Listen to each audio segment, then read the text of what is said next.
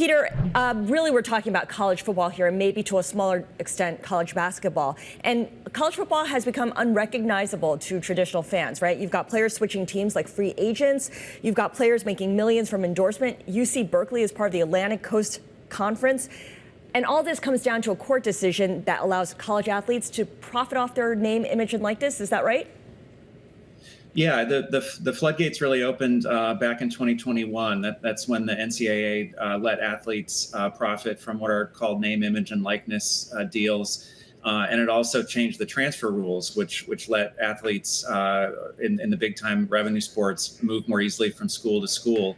So what happened is that sort of alchemized into a de facto pay to play system where you have these booster groups, which are essentially the wealthiest people in town. Think the richest car dealer in town, the richest real estate developer. They get together, they pay to bring players to their school, and the university has this sort of hands-off third-party relationship. And we uncovered many cases where these athletes were promised one thing and got another, and promised big money, and then the contracts are abruptly pulled. Mm-hmm. You described cases where players were taken advantage of. They were terminated without any notice, even though they did sign a contract. They were also promised money that never appeared.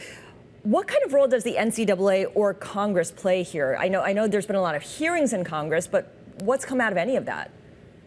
The big issue is that the NCAA has really lost the ability to enforce its own rules. It's repeatedly lost antitrust suits. And just hasn't been able to put any guardrails around this. Congress has held a dozen hearings since 2020, and again, there's been no bipartisan legislation.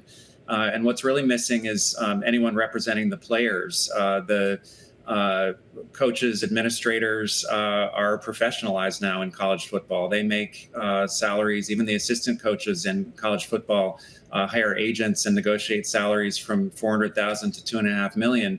And people hear about these big deals for certain college athletes, and that's certainly true. Some of them are getting these big deals, but the reporting that my colleague Noah Buhar and I did shows that the vast majority of the players are really at the mercy of these donor groups to take what they can get. Mm-hmm. We described a situation that was not known last year, where the Michigan State Spartans actually had a near walkout before a game because the donor group abruptly pulled their funds.